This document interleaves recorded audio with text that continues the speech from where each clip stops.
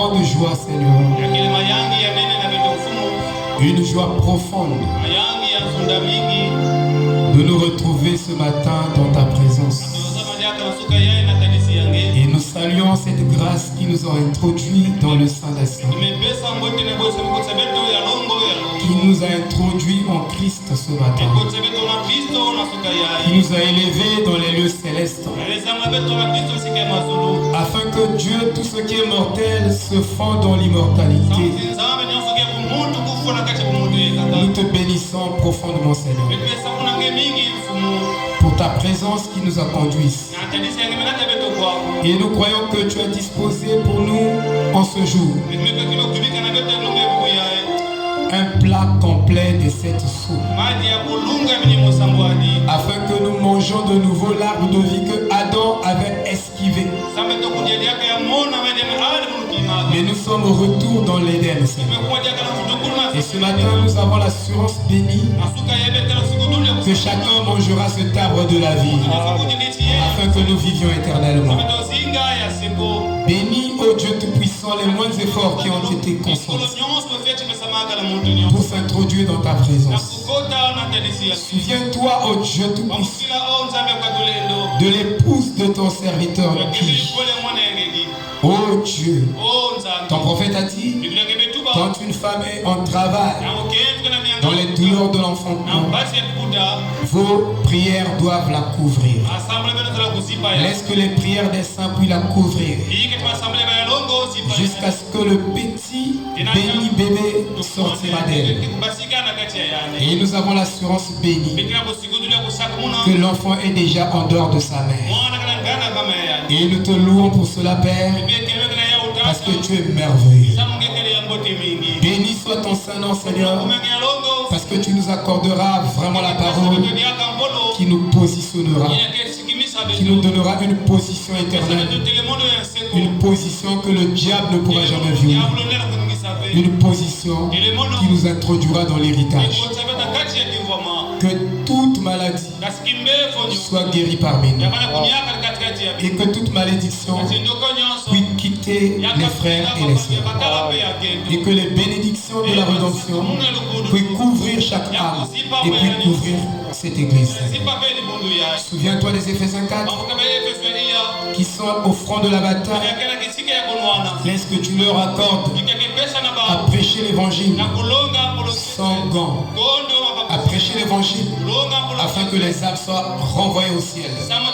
Laisse que toute la gloire te revienne. Pour la parole que tu nous enseignes, donne-nous la compréhension du Saint-Esprit. Ôte nos raisonnements, nos capacités humaines. Détruis cela en nous, Seigneur. Et donne-nous la capacité céleste afin que nous saisissons tout ce que l'Esprit dira à l'Église. À toi la gloire et l'honneur, dans le nom de Jésus-Christ. Amen. Amen.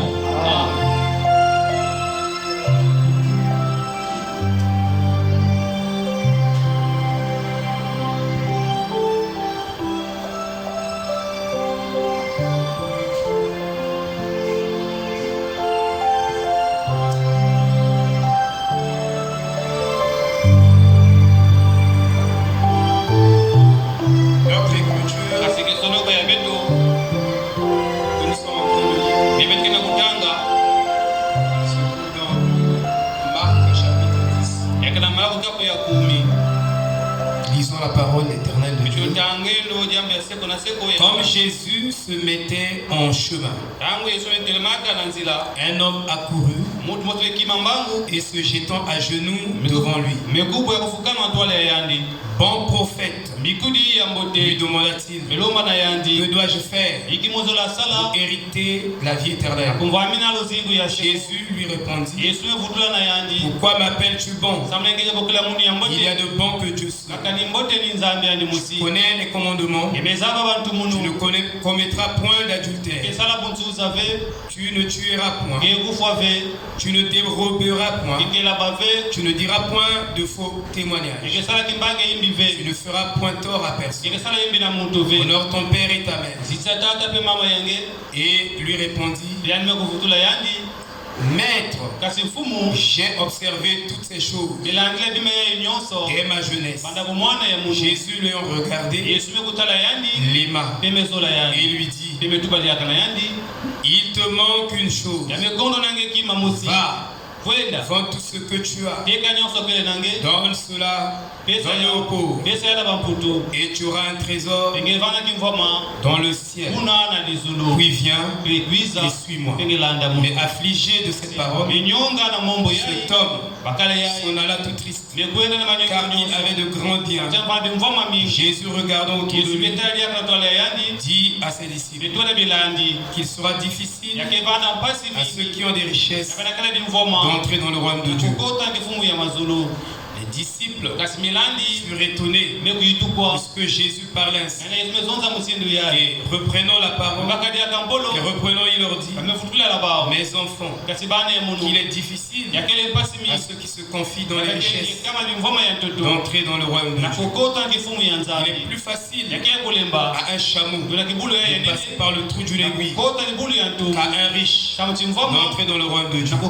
Les disciples furent encore plus étonnés. Et ils se dirent les uns les autres, les uns aux autres, et qui peut être sauvé? Jésus les regarda et dit, cela est impossible aux hommes, mais non à Dieu, car tout est possible à Dieu. Shalom. Que le Seigneur vous bénisse. Que le Seigneur vous bénisse richement. Je me sens toujours bien quand je suis dans la maison de l'Éternel pour partager l'évangile de vérité, la parole de vérité à mes frères. J'étais en communication avec le révérend Méas la semaine passée. Ils ont connu beaucoup de difficultés avec son épouse. Ils se sont mariés, mais ça faisait 4 ans ou 5 ans. La sœur ne concevait pas.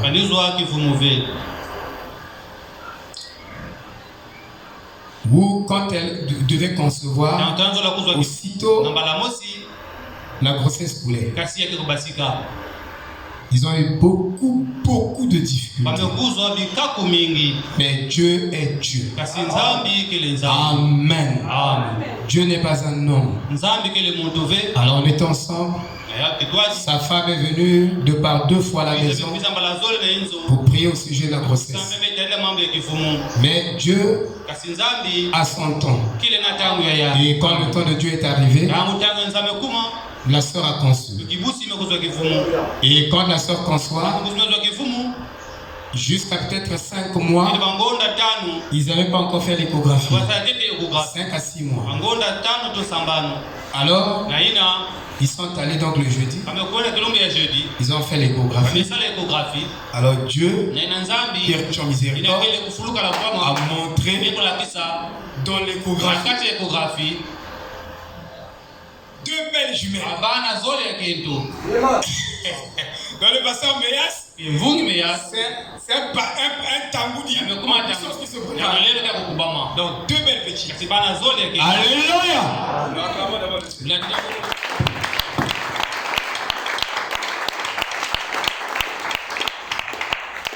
Il était à la maison le jeudi matin. Quand il est reparti, il était tellement fou de joie. Il dit, papa, je veux bien dormir. Quel rattrapage! Et il n'a pas fini son témoignage. J'ai dit exactement, frère Crémy, je vais le même témoignage que toi. Amen. Notre Dieu est bien. Il n'y a que lui qui est bien. Hein? Dieu est bien. Et il est bon. Alléluia. Oh, que Dieu soit loué. Ce matin, je me réveille. Alors que je brossais. En tout cas, la vision va venir. J'ai vu la soeur Guy en train d'allaiter. Je dis, oh, est-ce que je vois? Je le vois. Alléluia. Non, je suis heureux. Que Dieu soit au milieu nous avons Dieu. Mais quand il ne prie pas, il c'est dans la simplicité. On peut le voir. Il faut qu'on a dit que la simplicité de Dieu, au temps de la fin, achoppera tout le monde. Donc c'est à cause de la simplicité que les gens vont moquer Dieu. Dieu est tellement simple que ceux qui ont des cœurs très compliqués vont le moquer. Il faut avoir un cœur simple pour le moquer. Que Dieu soit loué. Alors nous continuons notre enseignement et nous sommes en train d'entrer dans les eaux profondes. Nous sommes en train d'entrer dans les eaux profondes. Donc, je voulais dire, attachez vos ceintures parce que nous allons prêcher la parole. Amen. Nous allons vraiment prêcher à la grâce de Dieu. Donc, attachez-vous vos ceintures et décollez en esprit. Nous sommes en train donc de parler du code vestimentaire en rapport avec la sexualité de la femme. Et nous avons dit que la conduite de la femme a un impact sur sa sexualité. Nous entendons par sexualité pas les rapports sexuels, mais la féminité de la femme, la virginité de la femme et la maternité de la femme. C'est ce que nous entendons par sexualité de la femme. Et nous avons dit que le vestimentaire a un rapport avec le salut. Parce que la femme typifie l'Église. La femme est l'image même de l'Église. Amen. Alléluia. Madame dit, si vous voulez connaître l'état d'une Église, regardez du côté des sœurs. Donc chaque femme doit apprendre le code vestimentaire. Doit apprendre le code vestimentaire. Et si nous la bannissons, alors nous aurons une confusion au milieu de nous. Or, Dieu n'est pas une confusion. Qui peut dire amen à cela? Regardez la confusion qu'avait David. David confondait les bonnes intentions avec les priorités. La priorité reste la parole. Dieu peut vous bénir. Au-delà de cette bénédiction, il faut que vous le placez. Au-delà de cette bénédiction, vous le placez en tête. Alléluia. Il peut vous donner le boulot. Il peut vous donner le mariage. Il peut vous donner une belle maison. Mais au-delà de tout ça, il va être nous. Qui peut dire amen? Qui peut dire amen? J'espère que vous êtes dans l'église. Vous n'avez pas emmené seulement vos corps. Vous avez laissé vos esprits. Mais vous êtes venus tout vous. Amen. Amen. Voilà, soyez présents. David, au temps de David, ils étaient dans le péché, dans l'Ancien Testament, parce que les exigences mécaniques que Dieu leur donnait, ils n'arrivaient pas à appliquer cela. Je dis bien les exigences mécaniques. Il y a des exigences spirituelles, mais il y a aussi des exigences mécaniques dans la parole. Quand vous voyez dans la parole là, il n'y a pas seulement des exigences spirituelles, il y a aussi des exigences mécaniques. Et si vous n'appliquez pas cette mécanique, la dynamique ne peut pas descendre. Qui peut dire amen? Parce qu'il n'y a pas de dynamique sans mécanique. Et la dynamique vivifie seulement la mécanique. Et une mécanique propre. Quand la mécanique n'est pas propre, n'est pas juste, Frère Madame dit, les hommes sont parfaits.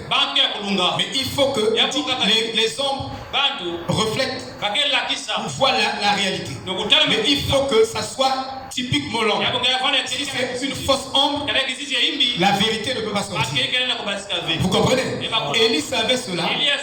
C'est pourquoi quand il a défié les 400 prophètes de Baal et 450 prophètes d'Astarté, Élie a disposé l'autel en suivant toutes les consignes de la parole. Il devait placer la mécanique proprement et Une fois la mécanique est placée dans chaque iota, chaque mot de la mécanique bien placé, alors pas mal placé, parce que si vous placez mal un mot, c'est le royaume de Satan différent. Alors il a bien placé chaque mot, chaque chose telle que Dieu l'avait construit dans son hôtel. Alors, en le plaçant correctement, le feu est descendu. Vous comprenez? Donc, tant que la mécanique n'est pas bien placée, à la place de ceci, vous placez cela, à la place de ceci, vous confondez ceci, alors le feu, le Saint-Esprit ne descendra jamais dans cette église. Le Saint-Esprit pour descendre dans cette église, il faut que la mécanique soit bien placée. Et chaque mot à sa place, chaque chose à sa place. Et vous verrez qu'on ne va même pas crier. L'arc-en-ciel à cette couleur va se pointer devant.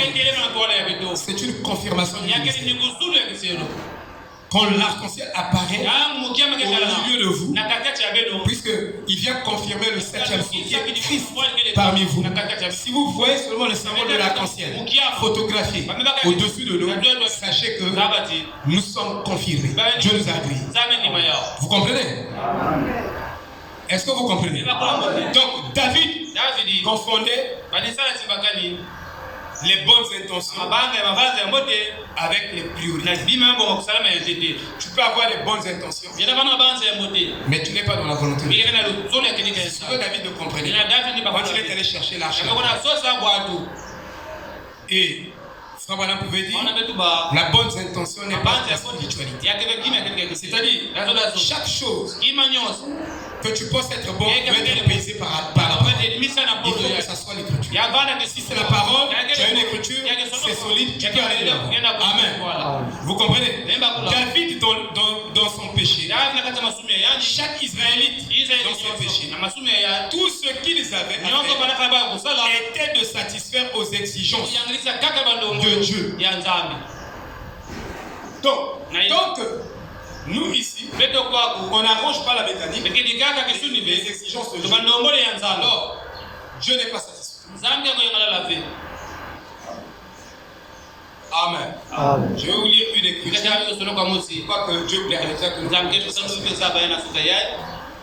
Dieu ne sera pas satisfait. Dans 2 Thessaloniciens chapitre 3, on voit le verset 11.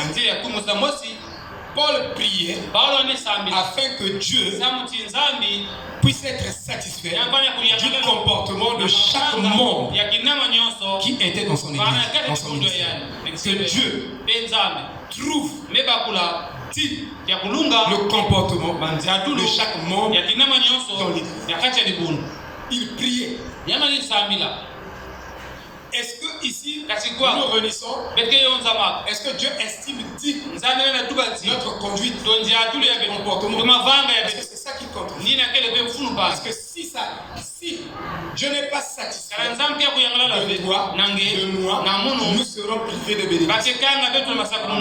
C'est pour vous une église qui n'est pas beaucoup bénie. Mais j'ai vu des petites églises qui suivent la parole, tellement que Dieu est satisfait. Dieu est obligé d'arriver. Il va leur donner des bénédictions. Vous voyez un jeune comme Jordi va venir ici avec un gros Prado. Il y a avec un gros Prado. Quelqu'un avec un gros Prado. Pourquoi pas mon cher Rolo avec un gros Prado? Vous comprenez? Parce que Dieu est satisfait. Parce que ce peuple réunissent, ils sont là en train d'accomplir les exigences de la parole. Est-ce que vous comprenez? Est-ce que vous comprenez? C'est pourquoi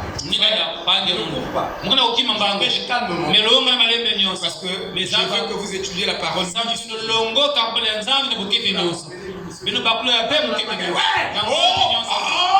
Prêche. Ça, c'est les émotions. Ça n'a rien à voir avec la foi passive. Ça, c'est la foi active. Mais qui n'a rien à voir avec la foi passive. Nous étions à l'église. C'était bon. C'était pas chaud. Ça, c'est une vraie chaleur. Ça, je vous dis. Amen. Est-ce que vous me suivez? Vous voulez danser? Vous aimez danser? Amen. Il y a un temps pour ça, frère. Il Il y a un temps pour enseigner. Mais je vous enseigne d'abord. Le temps de vous réjouir là, ça viendra aussi. Chaque chose à sa part. Amen. Alors, il devait satisfaire aux exigences de Dieu qui étaient mécaniques pour éviter les principes charnels. Parce qu'il y a des principes charnels qui prennent la place de la parole, mais qui ne sont pas les exigences de la vraie mécanique de Dieu. Vous devez faire attention avec les principes charnels. Ça est là au milieu de nous. Et les gens mettent l'accent dessus. Mais ça n'a rien à voir avec le vrai christianisme. Vous comprenez? Alors,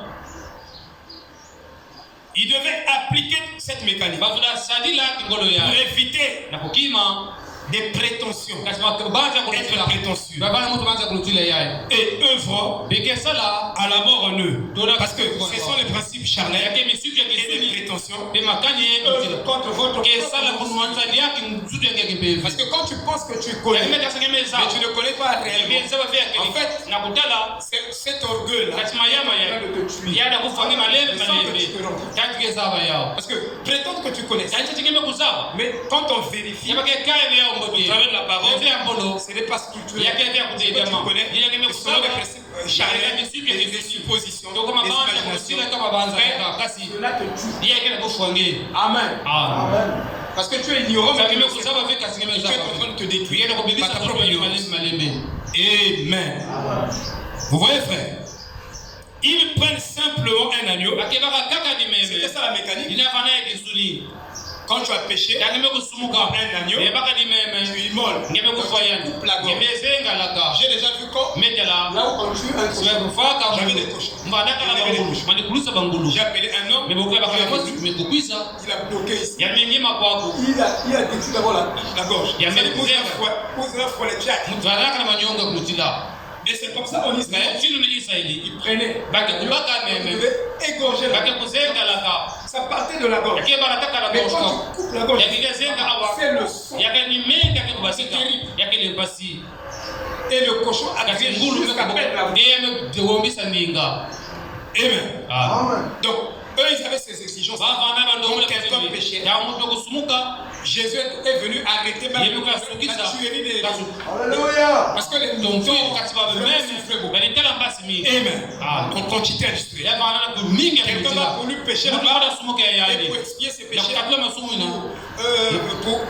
pour l'expiation, pour appliquer l'expiation, il faut égorger les mémés innocents. Alors, ils avaient ces exigences-là. Ils devaient trancher la gorge et le sang pouvait sortir de l'agneau. Ça, c'était les exigences. Vous comprenez? Mais ils n'arrivaient pas. Ils n'ont jamais vécu la loi. Ils ont été donnés, mais ils n'ont jamais pu appliquer la loi. C'est comme nous. Dans la parole, dans la Bible, dans les brochures, il y a des exigences mécaniques que Dieu nous a données et on n'arrive pas à appliquer cela. Au temps d'Israël, David, c'est ce que nous sommes en train de faire. Mais Dieu a exigé de la conduite de la femme doit compter pour son salut. Vous comprenez? Et il dit, je ne peux tout simplement pas comprendre comment Israël a échoué à ce point. Alors que c'est tout. Pourquoi ont-ils dû se retourner vers les dieux? Si vous n'accomplissez pas les exigences que Dieu vous a données, automatiquement, vous allez tomber dans l'idolâtrie. Vous allez partir vers la direction des démons. C'est ce qui se passe. Parce que quand vous rejetez Dieu, alors il envoie sur vous une puissance égarée, afin que vous croyez à chaque mensonge. Donc vous ne croirez plus la vérité. Pour vous, vous prenez le mensonge à la place de la vérité. Alléluia. Et la vérité est difficile à croire. Vous devez le savoir. Ne pensez pas que tout le monde va croire la vérité. Je peux vous donner même le pourcentage, mais ça va vous choquer. Je cache seulement. Vous comprenez? Tout le monde ne croira pas la vérité. Au temps de Noé, il n'y avait que 8 qui étaient dans l'arche. Savez-vous que ils étaient autour de 5 millions? 5 milliards.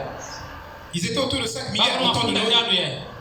Et si tous les milliards, 4 milliards et quelques, pouvaient accepter le message de Noé, alors l'arche ne pouvait pas flotter dans les eaux. Autrement dit, tu ne peux pas accepter facilement ce message si tu n'as pas été prédestiné.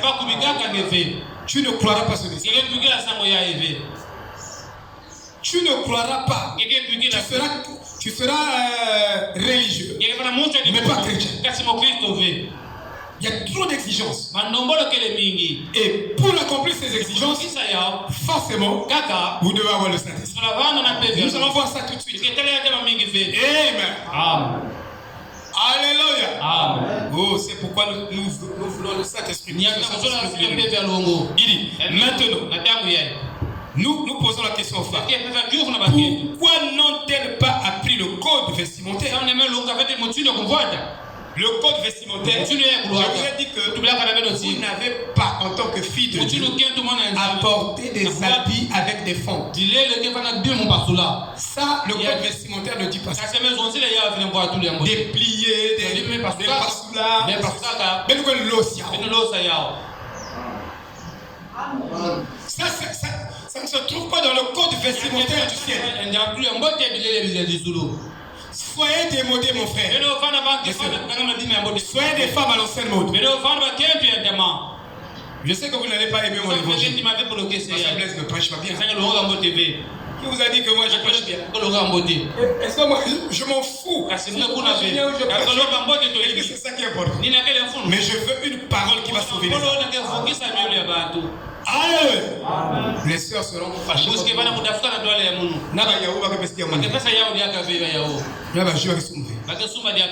Tant pis pour moi.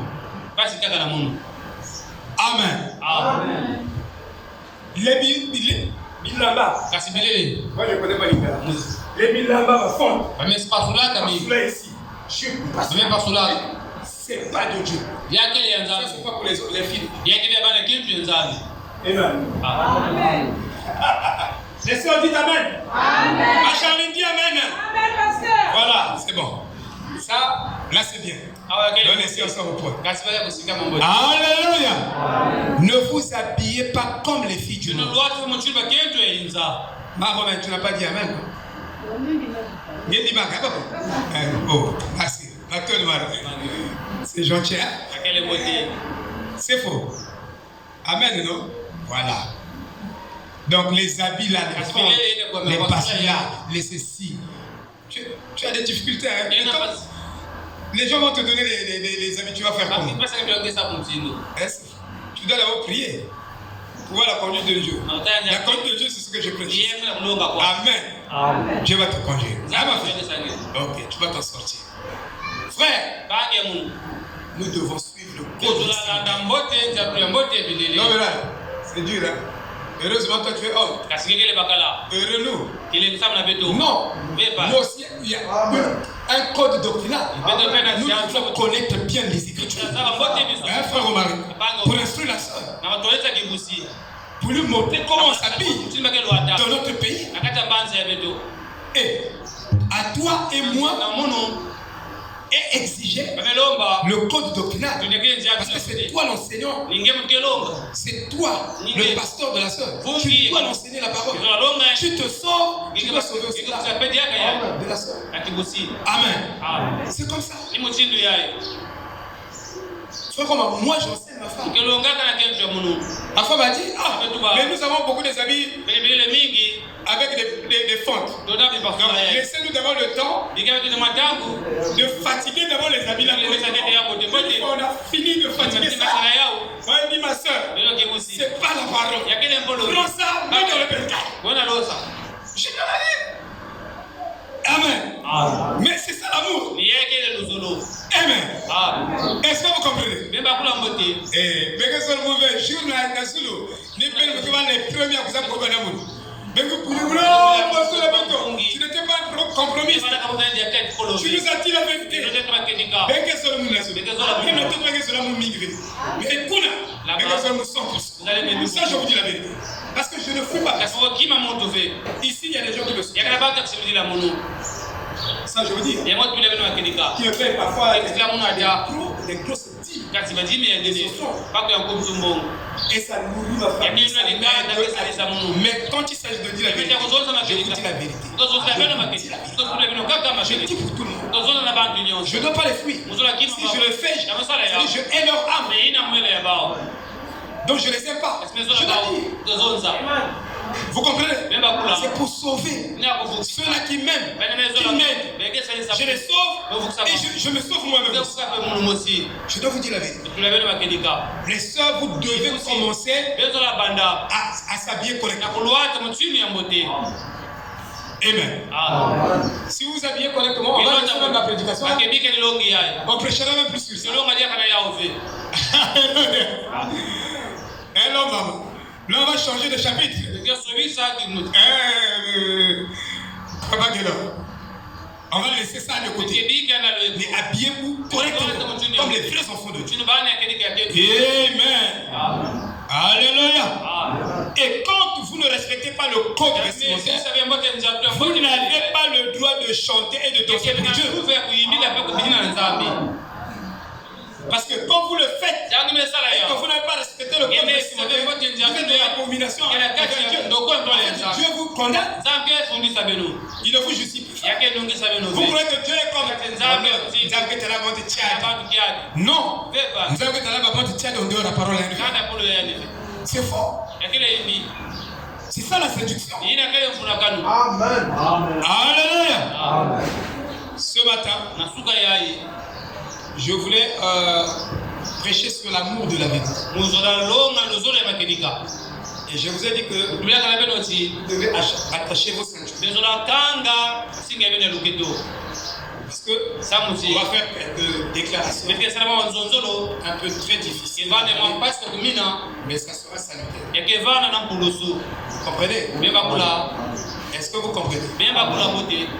Alors, Paul ici dit dans 2 Thessaloniciens, chapitre 1, verset 11. Je ne sais pas quelle est votre version. Suivez ma version. C'est pourquoi nous prions aussi toujours pour vous, afin que notre Dieu vous estime digne de cet appel et accomplisse tout le bon plaisir de sa bonté et l'œuvre de la foi avec Paul prie.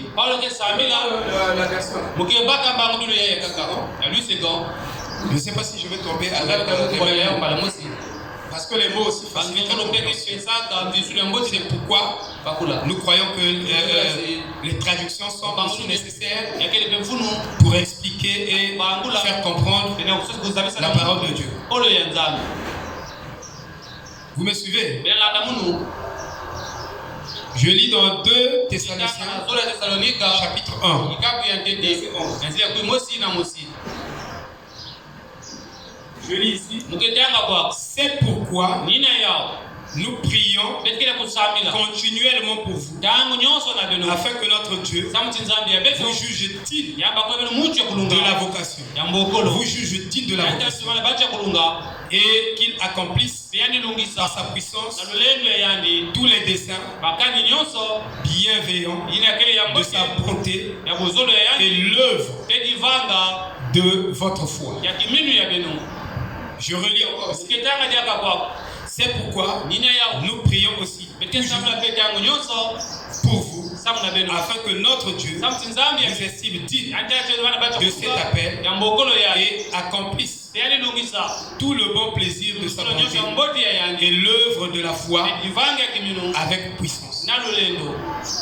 Donc,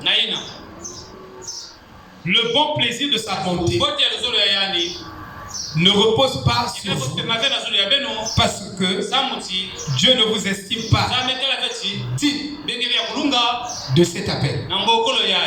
En tant que chrétien, vous avez été appelé en tant que chrétien, en tant que fils et filles de Dieu. Et vous devez vivre dignement par rapport à cette vocation.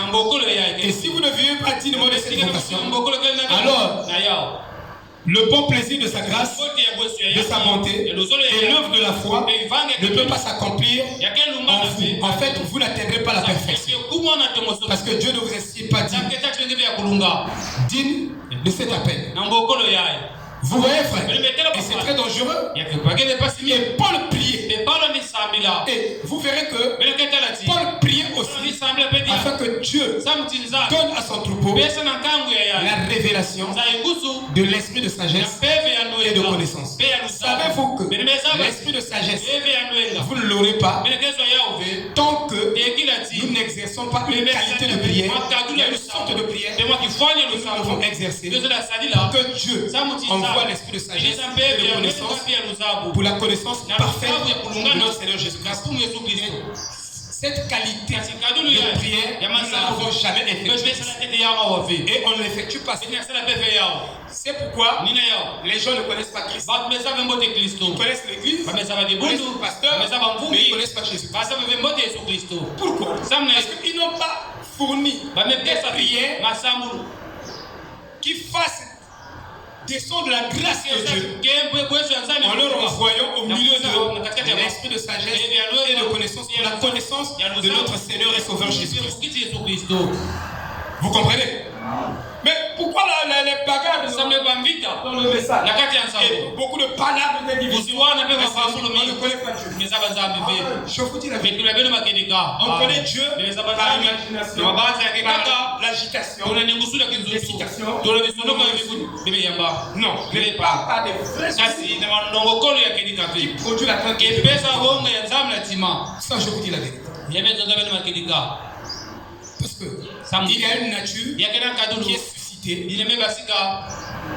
La nature de Christ est suscitée quand nous enseignons par la forme de l'enseignement que Paul a dit. Savez-vous que Paul était le plus grand psychologue de tous les âges et le plus grand psychiatre de tous les âges, des 7 âges de l'Église, le plus grand psychologue et le plus grand psychiatre de tous les âges, c'est l'apôtre Paul. Et les gens ne sont pas au courant. J'ai l'évangile avec moi et je peux vous le montrer. Et quand Paul écrit son épître sur les Thessaloniciens, il est en prison. Et il dit que pour ce que vous ne pouvez pas faire, il dit, vous devez vous détendre sur Christ. Il dit, reposez-vous sur Jésus-Christ. Et soyez tranquille. Vous forcez de faire des choses, vous allez taper des avis. Et c'est pourquoi Frère Branham, dans le 7e psaume, il dit, le 7e psaume amène le repos dans l'âme. Mais un psychiatre, un psychologue trouve des méthodes psychologiques qui fait reposer l'esprit de son patient qui est agité. Il guérit l'amnésie spirituelle de celui-ci. C'est un psychologue. Et Paul était il écrit, il est en prison. Vous connaissez la position d'un prisonnier. En prison, tu n'as pas d'espoir. Tu es esclave. Il dit, je suis esclave non des hommes, mais je suis esclave de Christ. Mais il est dans une prison. Et il écrit les épîtres. Et il dit qu'il est en paix avec ton nom. Pendant qu'il écrit. Donc il est en paix avec celui-là qui l'a jeté. Il n'a pas de problème. Il ne hait pas. Il s'appelle. Nous, on n'est pas arrivé là. Que tu sois en paix avec celui qui te torture, celui qui te fait du mal. Tu seras en guerre avec toi-même, avec les autres. Et nous sommes en guerre. Chacun de nous. Avec lui-même, avec les frères,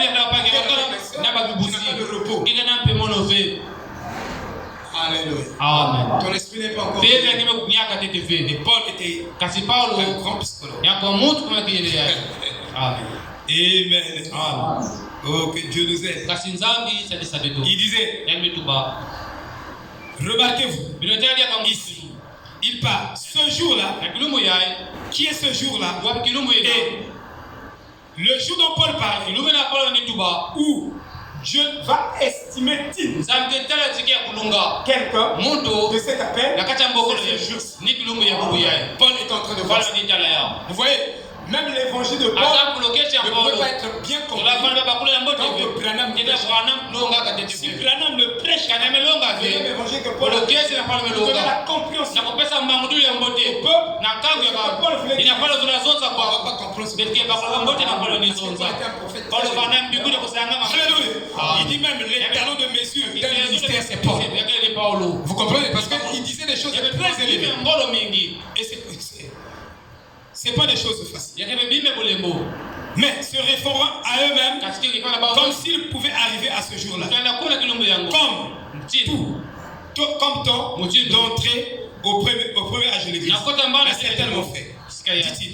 C'est pourquoi je prie, dit Paul, de la même manière qu'il a prié pour que l'Esprit puisse entrer dans l'Église. De la même manière, Paul priait que Dieu vous estime. De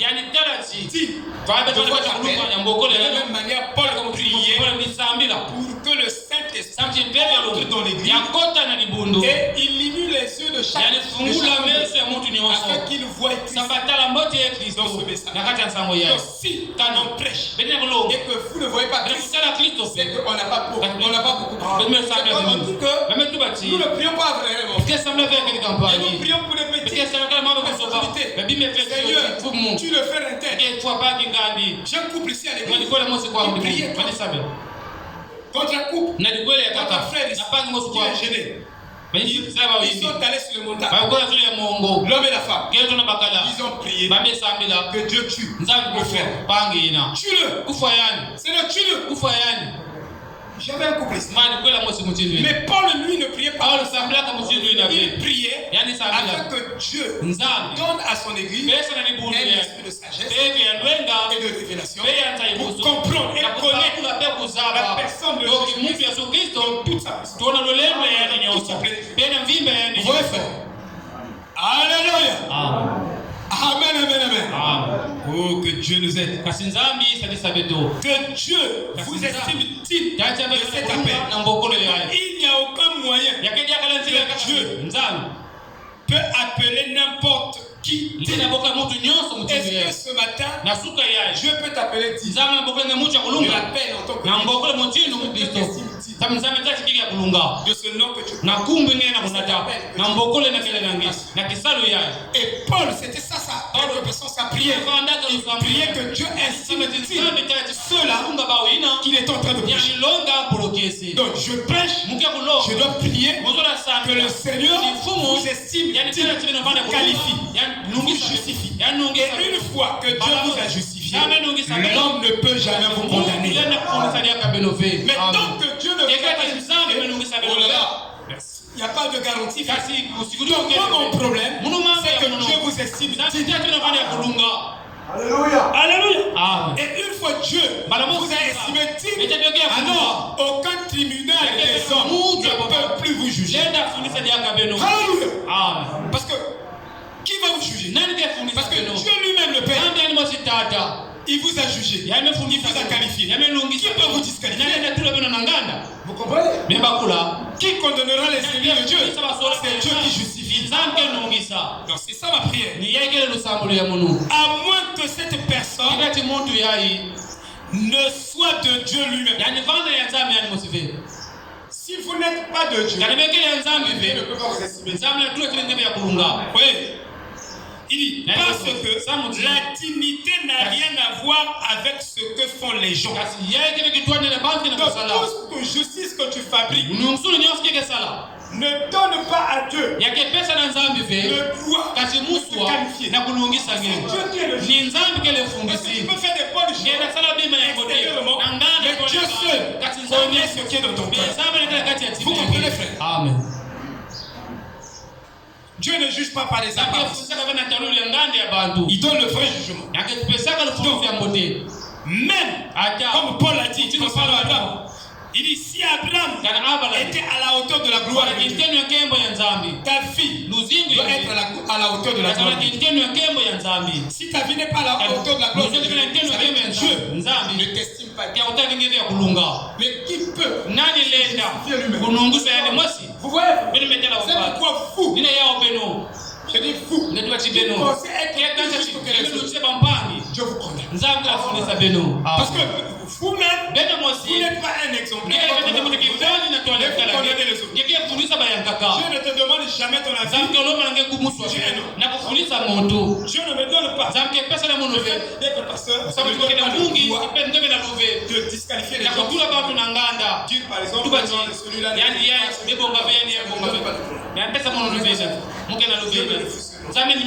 ça c'est mon opinion. Qui peut dire amen? Qui peut dire amen? Parce que si ton opinion compte,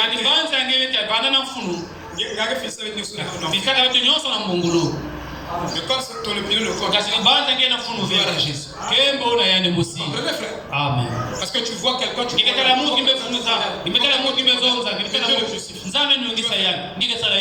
Dieu l'a créé. C'est toi qui le condamnes. Mais Dieu l'a justifié. Entre toi et Dieu, qui est plus sage?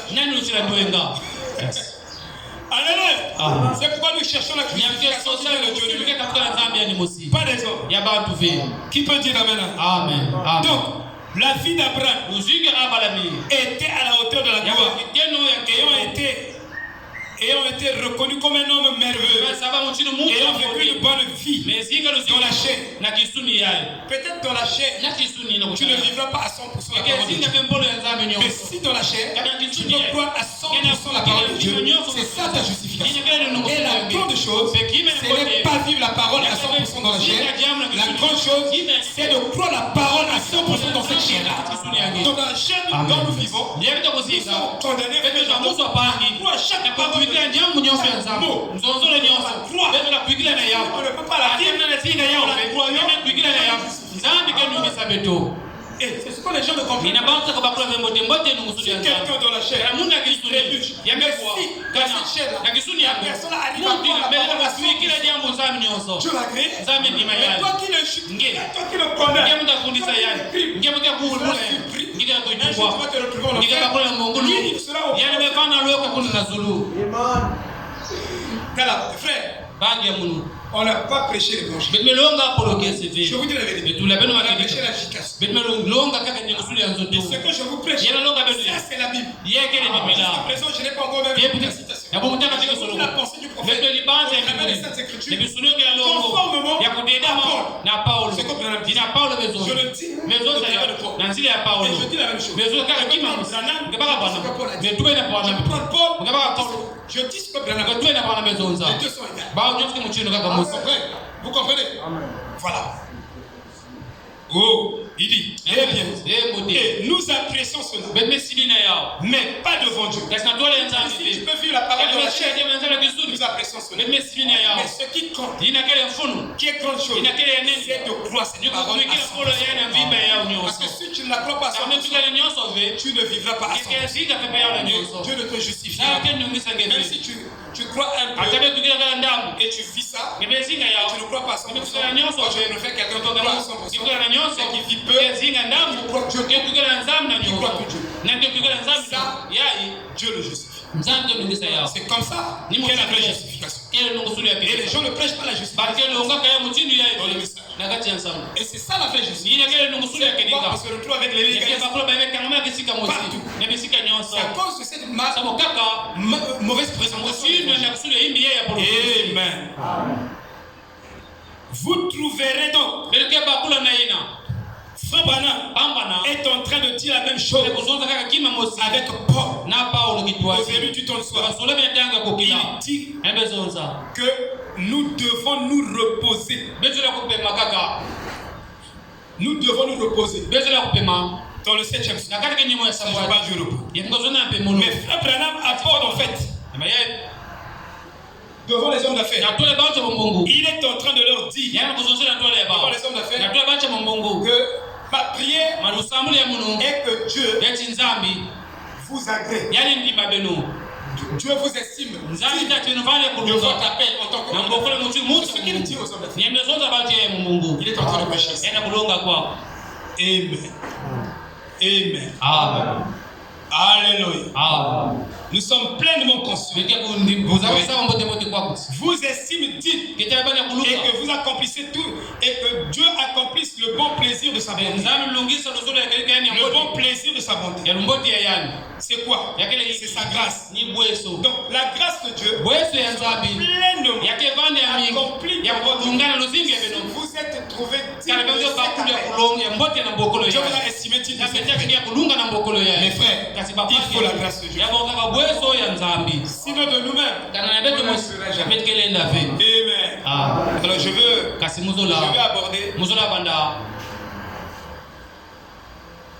je vais aborder l'amour de la vie. Comme je vous ai promis. Amen. Vous avez dit que vraiment les pasteurs aiment Dieu. Non. C'est selon la parole. Si c'est en dehors de la parole, il n'y a pas l'amour pour Dieu. Amen. Parfois c'est l'amour d'argent. Ça, je vous dis la vérité. C'est l'amour pour le ventre. Je vous dis, frère, on est bien. Moi j'écoute beaucoup des choses. Je suis pasteur. Je suis en contact avec les enfants. J'écoute beaucoup des choses. Je dis, oh, ça va quand même. Ça va quand même. Amen. Amen. Peut-être vous n'écoutez pas ça. Mais j'écoute beaucoup de choses. Nous allons prêcher sur l'amour. On va poser les bonnes. Amen. Oh, soyez prêts. Est-ce que vous êtes prêts?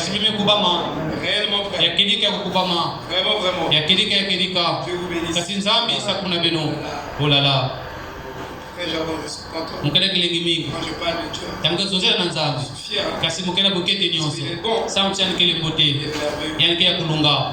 Oh là là. Alors, il y a ce qu'on appelle la haine. Il y a ce qu'on appelle la haine. Je lis ici. 2 Thessaloniciens 2, 10. C'est ça que j'ai à commenter ici. Avec toute la tromperie de l'injustice en ceux qui périssent parce qu'ils n'ont pas reçu l'amour de la vérité afin d'être sauvés. Maintenant, comment pouvez-vous aimer la vérité si vous ne la connaissez même pas? Et les gens pensent que la vérité c'est facile à connaître. Non, oui c'est facile. Parce que la vérité c'est un homme, Jésus-Christ. Mais tu dois être enseigné. Si tu n'es pas enseigné, tu ne connaîtras pas et tu ne comprendras pas ce que tu crois. Nous devons croire et comprendre ce que nous croyons. Nous devons arriver à la compréhension. Tu crois oui, mais tu n'as pas la compréhension. Dit dans l'histoire de Christ, le christianisme, c'est une affaire de repères. Si tu n'as pas de repères, tu vas te perdre. Tu crois, mais à la vérité, de façon vulgaire, dans le néant, et tu dois comprendre ce que tu crois. Quand tu comprends ce que tu crois, alors cette compréhension amènera ce qu'on appelle la parole fétiche. Nous sommes en train de prêcher, mais on va expliquer ce qu'est la parole fétiche. La parole fétiche, tu me suis? La parole fétiche, Dieu, il est esprit. Vous n'écouterez jamais un esprit crier dans la rue, chanter dans la rue. Quoi là-bas? C'est un esprit qui se pointe là-bas, commence à chanter. Jésus, Jésus. Les gens ne peuvent pas ça, mais l'esprit chante. Jésus, Jésus. Vous ne verrez pas ça. Je ne sais pas si vous avez déjà vu. Quand vous arrivez dans un coin, les esprits sont dans un coin. Au coin ici. Capitaine Paka. Ça n'existe pas. Pourquoi? C'est pourquoi nous parlons de la parole fétiche. Dieu se manifeste toujours dans une chair. Et quelle que soit la manifestation de Dieu, cette chair n'est pas Dieu. Mais cette chair manifeste Dieu.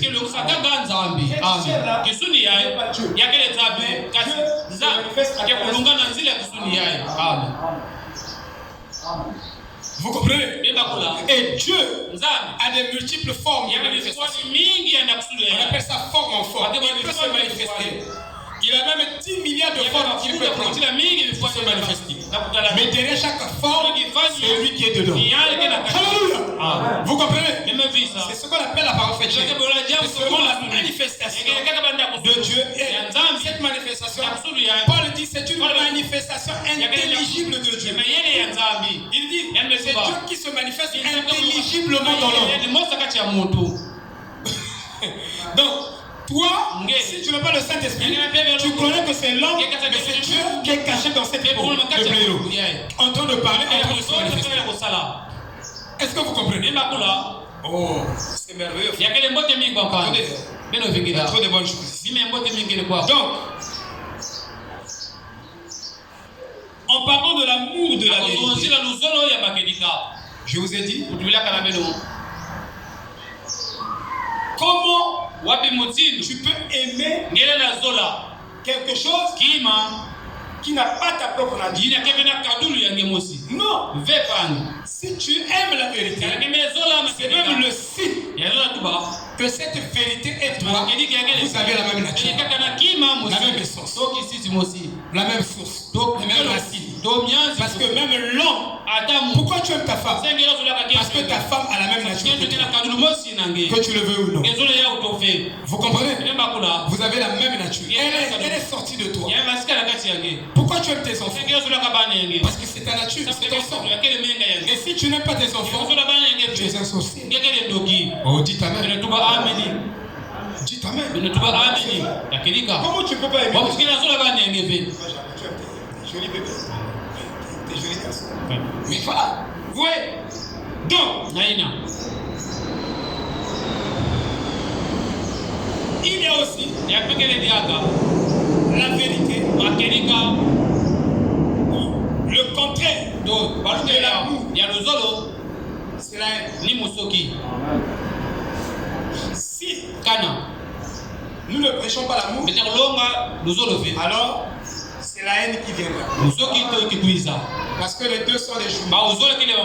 Ou c'est ça ou c'est ça. Alors, manquer de l'amour, c'est avoir ce qui a fait la force de Frère, c'était l'amour.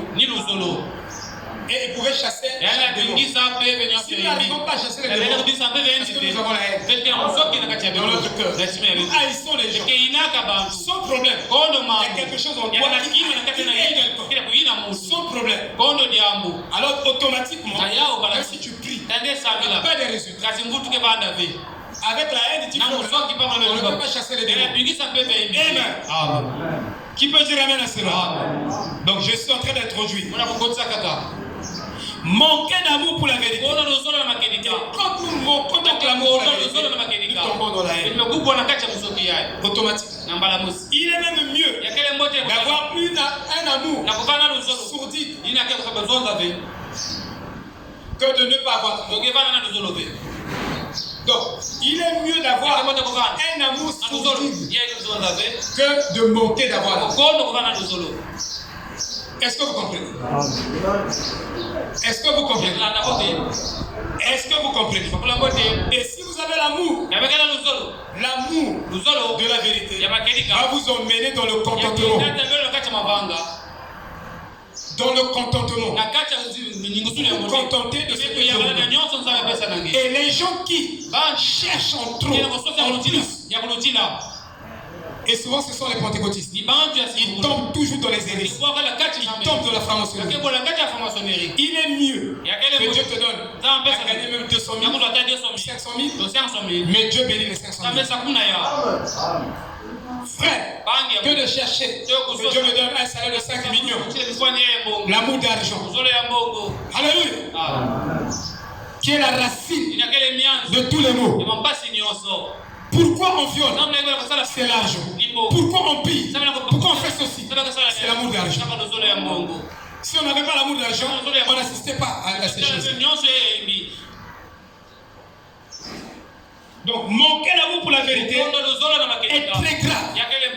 Et dans le message, nous n'avons pas l'amour de la vérité. Je ne peux pas prêcher contre on n'a pas l'amour de la vérité. Si j'ai l'amour de la vérité, alors, si j'aime la vérité, automatiquement, je vais aimer Jardin. Amen. Si je n'aime pas Jardin, je prouve même par là que je n'ai pas l'amour pour la vérité. Parce que vous connaîtrez la vérité. Et la vérité vous rendra libre. Vous délivrera. Mais si moi, je commence à vous haïr, je n'ai pas l'amour de la vérité. Si je vous jalouse, je n'ai pas l'amour de la vérité. Qui peut dire amen? Tu vois un frère de l'île, tu commences à faire des... Tu commences à chercher des citations. Laisse tes citations, garde ça pour toi. Amen. Attends ta bénédiction, c'est arrivé. Laisse le frère être béni. Laisse sa soeur être béni. Laisse-le reposer. Papa, je peux me dire que Dieu a un tour pour chacun. Aujourd'hui, c'est ton tour. Demain, ça sera mon tour. C'est tout. Mais pour le tour du frère, ne le maudis pas. Parce que quand tu le maudis, la bénédiction du frère ou la bénédiction qui devait venir sur toi se transforme en malédiction. Ça, je vous dis la vérité. C'est même une loi morale. Dans la loi morale, on n'a pas le droit de haïr. Si tu hais, tu jalouses, même dans la moralité, alors cela retourne sur toi-même. Retourne à la flamme. Amen. Nous avons parlé sur l'amour sacrificiel. Vous voyez un pasteur qui ne dort pas toute la nuit pour chercher de la nourriture, pour nourrir aux âmes. Ça, c'est un amour pour sacrifice. Mais il n'y a pas de sacrifice sans vérité. Et vous pouvez prêcher le sacrifice sans prêcher la vérité. Et beaucoup de gens aujourd'hui prêchent le sacrifice mais ne prêchent pas la vérité. Et je t'explique. Le sacrifice c'est Jésus. Tu peux chanter Jésus. Mais tu es en dehors de la vérité. Tu le chantes en dehors de sa vérité. Alléluia. Donc, le sacrifice va s'annuler si nous ne prêchons pas la vérité. Donc le sacrifice marche toujours. Donc le sacrifice de Golgotha, le sang de Jésus s'applique dans ta vie. Quand tu prends la parole, la croix, le sang de Jésus expie tes péchés. Le sang de Jésus ne peut pas expier tes péchés. Si tu choisis les vérités sur la parole, ça je prends, ça je rejette, ça ne marchera pas. Le sang de Jésus ne s'applique pas. Ça s'annule. C'est toi qui annules ça. Amen. Donc si tu veux que le sang de Jésus s'applique dans toute sa plénitude, parce que nous sommes à l'âge où, quand la vérité est prêchée, alors toute la plénitude du sang doit s'appliquer sur nous. Et si toute la plénitude du sang ne s'applique pas sur nous, c'est que nous ne prenons pas toute la vérité. Alléluia. Si on prend toute la vérité, je vous dis que le sang de Jésus n'a pas besoin d'un pécheur, une femme, un homme, un faible, et quand il marche, tout le monde peut reconnaître ce témoignage. Ce frère-là, c'est un vrai chrétien. Il dit quelque chose comme Joseph. Potiphar avait raison. Je te connais. Et tout le monde connaît Joseph. Ils savent que quand Joseph presse des sermons, quand il dit une chose, les gens ont foi dans ce qu'il dit. Est-ce que les gens ont foi dans ce que toi tu dis? Comme Joseph. Dans tes paroles. Parce que les gens t'ont vu. Aujourd'hui tu dis la vérité. Demain tu mens. Tu n'as pas de position. Tu n'es pas honnête avec. Tu n'es pas sincère avec mélange de mensonges, de vérité, de mensonges, de vérité. Les gens n'ont pas foi dans ton témoignage. Les gens ne te croient pas. Même si tu parles de Christ, même si tu chantes, Jésus. Oh Jésus. Ils ont dit, oh non, mais tu as bangué déjà. On te connaît. Il faut être honnête. Vanja kucheleka. Amen. Amen. Amen. C'est ça la vérité. Yai makedika. Vous voyez, il y a un amour sacrificiel. Un berger, un fils de Dieu, en train de prêcher l'évangile, en train de jeûner, en train de se placer dans des conditions, même de mort, pour ses frères, pour les sauver, pour les faire du bien, pour les aider. Ça, cet amour est là. Amen. Au milieu de nous. Que quelqu'un parmi nous se souvienne. Quand nous avons acheté ça, frère Gelor est venu me voir. Il dit, pasteur, il ne fallait pas acheter la parcelle là. C'est moi-même qui devais acheter ça. J'ai dit, mais le personne a vraiment. C'est-à-dire, il m'a étonné. Il dit que moi-même j'allais acheter la parcelle pour l'église. Il n'a pas acheté, oui. Mais cette déclaration, on a fait le mieux de la chair. Comment il avait une intention? Moi je n'ai jamais pensé à ça. Non, je n'ai pas l'amour de la vie. Vous me regardez. Je n'ai pas l'amour de ça.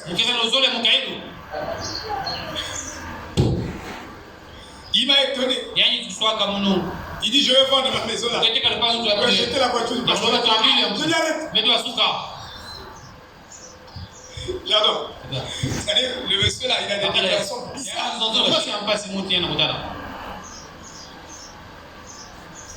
Ça, si quelqu'un arrivait là, voilà l'amour sacrificiel. Qui peut dire amen? Un frère parmi nous a des difficultés. Il marche avec des difficultés. Pourquoi tu quittes là-bas? On va te jeter une fois. Je ne sais pas, pouf! L'argent qu'il pouvait manger tout le monde. Mais si on prêche ça, en fait, je ne veux pas trop rentrer.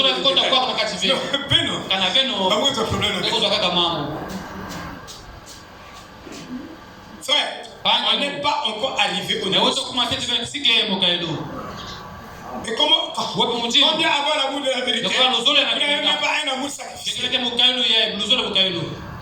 Frère, Dieu m'éprouve. Je prends selon moi. Quelqu'un arrive chez moi. Il n'a pas l'argent de transport. Moi je dis pour mes péchés, je les confesse. Parce que je ne veux pas que ça me rattrape au vous gardez. Ça va vous rattraper au trône. Mais moi je confesse ici. Quand vous montez ici, confessez aussi. Sauvez vos vies. Amen.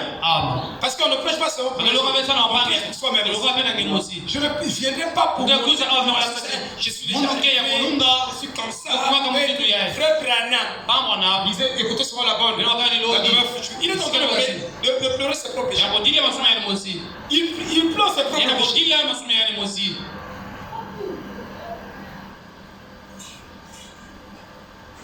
Il y a une femme qui a dit à son mari président, pourquoi tu aimes toujours confesser tes péchés? Il dit, moi je préfère les confesser parce qu'il est écrit, je nous fléchira devant. Donc moi je veux déjà fléchir les genoux que d'attendre le jour-là que nous serons devant le trône. Devant le trône. On est là. On commence à te citer tes péchés. Moi je préfère que je cite moi-même. Amen. Les gens ne comprennent pas l'évangile. Parce qu'on pouvait éviter beaucoup de choses. Amen. C'est pourquoi quand on dit se repentir, qui va se repentir? Mais même si tu te repens, cache le péché, ça t'atteindra un jour. Ça se dévoilera un jour. Au fur et à mesure. C'est pourquoi je confesse. Quelqu'un arrive à la maison. Le frère Boule, le feu est arrivé. Je n'avais pas l'âge. Quand je l'ai vu, j'ai dit, oh tchad. J'ai dit, ma femme, mais les gens ne me visent seulement quand je l'ai vu.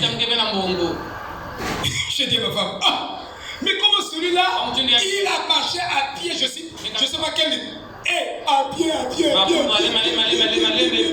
Jusqu'à la maison. Il dit même que, pasteur, j'avais 500 pour repartir. Mais mon pied là me fait mal. Il coule mes tengas même. J'ai réfléchi. J'ai dit bon, on a rien à manger. Parce que la femme, on finit. Il faut chercher le transport. Frère.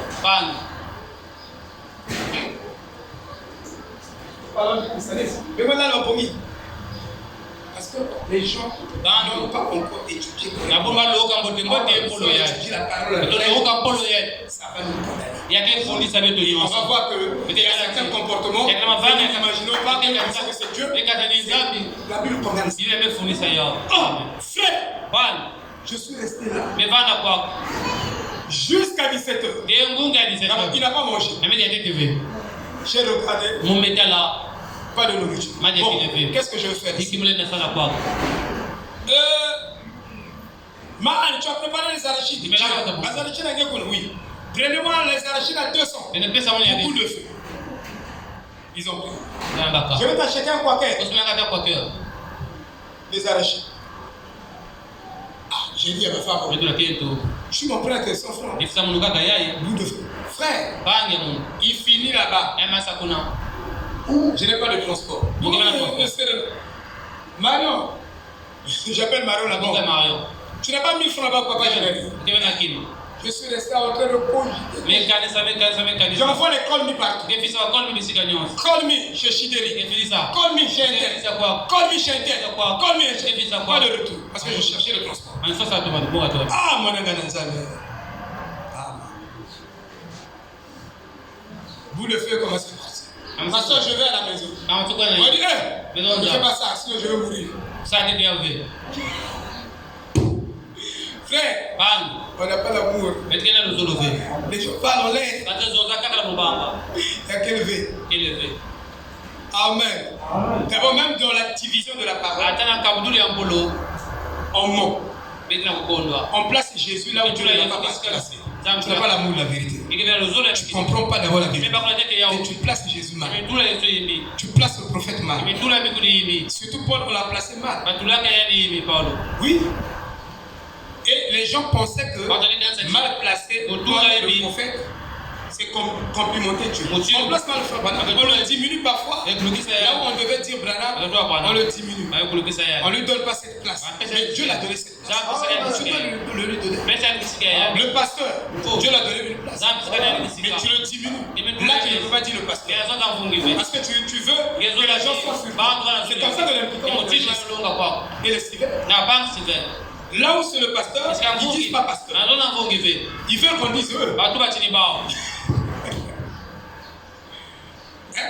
On ne peut pas donner cette place-là. Parce que vous ne connaissez pas. Vous n'avez pas l'amour de la vérité. Vous ne connaissez pas la vérité. Vous ne connaissez pas la vérité. Vous ne pouvez pas bien placer la vérité. Et l'aimer la vérité. Ils ont placé comme ça.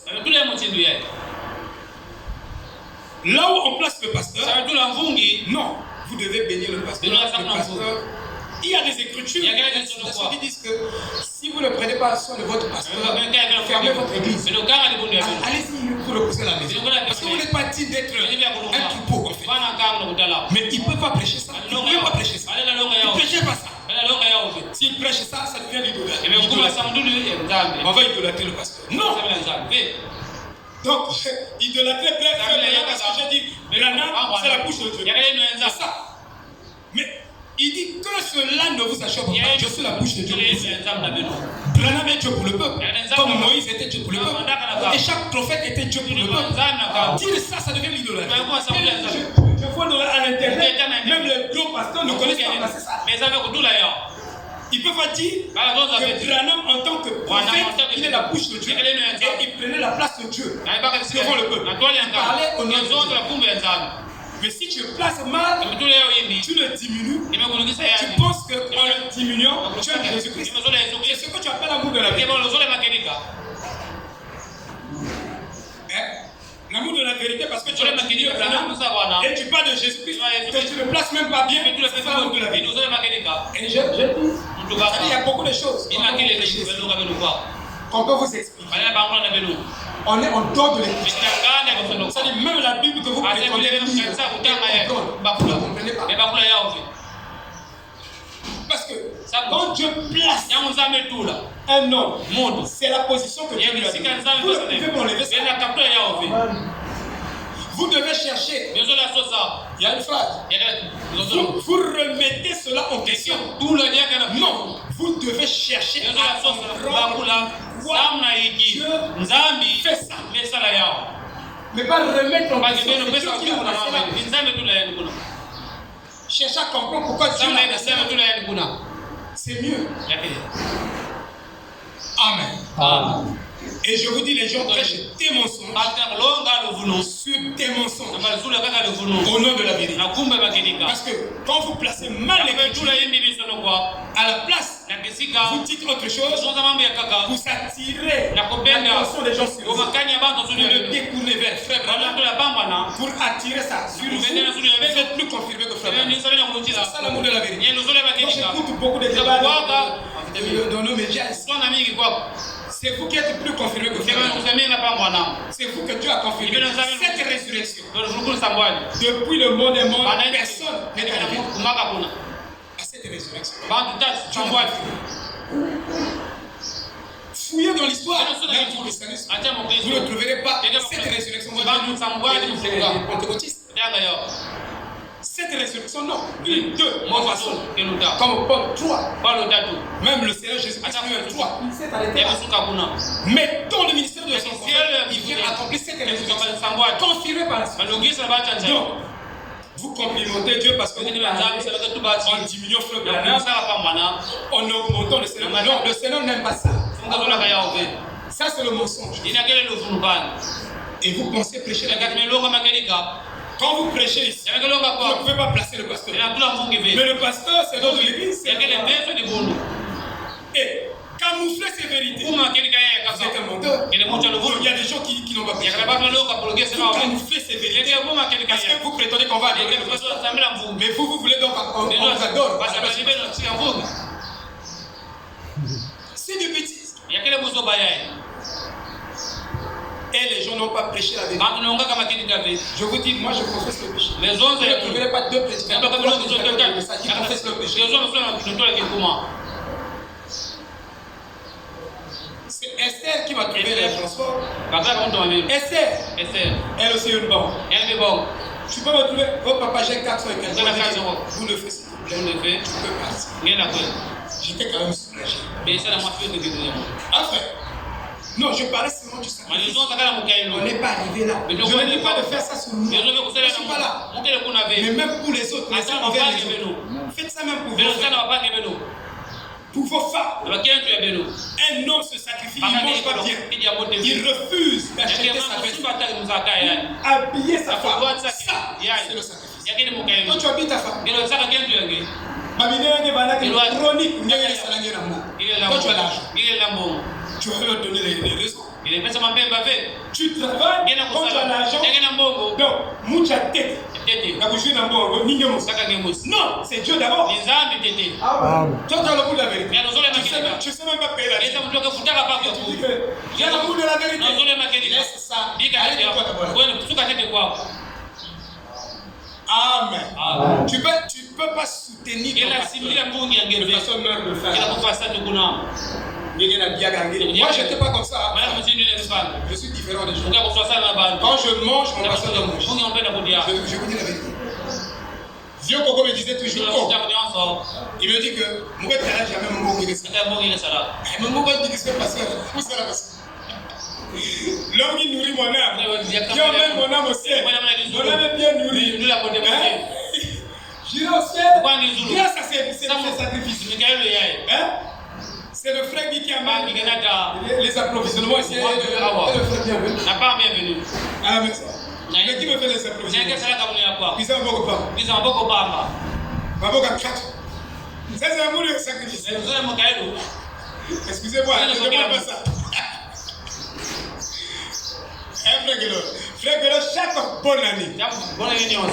Excusez-moi de dire. Puisqu'on parle de la vérité. Attention, on ne parle pas de la vérité.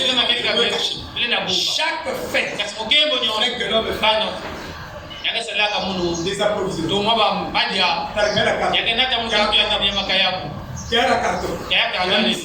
Je mange bien. Mais pourquoi tu ne viens pas donner les fêtes? Il n'est pas là.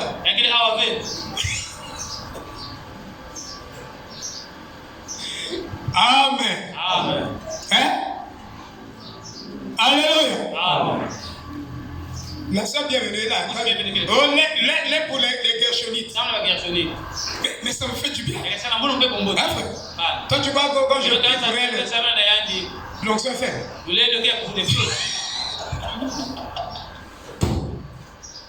Elle est bienvenue. Ça aussi, c'est la parole. Vous devez souffler. Parce que je vais vous laisser la chair. Oui, il faut prêcher les vérités.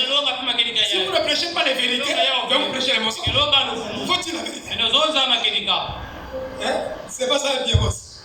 Kevin, vous avez peur de prêcher la Bible. Les gens vont fuir. Mais s'ils fuient, ça demande même qu'ils n'ont pas la parole de la vérité.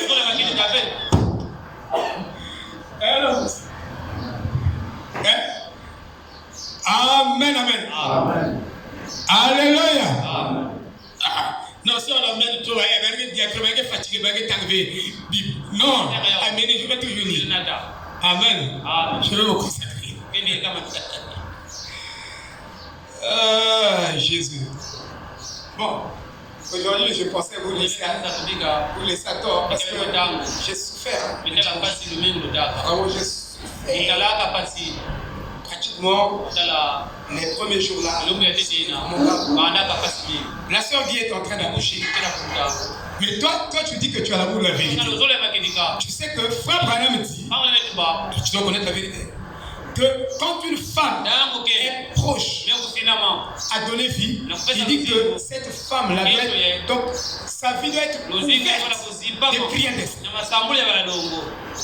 Si tu me dis que je n'ai pas dormi, je sommeille dans l'église, je n'ai pas dormi parce que j'ai prié toute la nuit. La sœur dit, là je crois que tu as l'amour de la vie. Là je peux te donner des plans. Mais si César n'a pas énervé dans l'église. Déjà là dans l'église, il faut être frère Victor. L'amour de la vérité. L'amour de la vérité. Amen. L'amour de la vérité. Toi. Shalom, shalom. Shalom, shalom.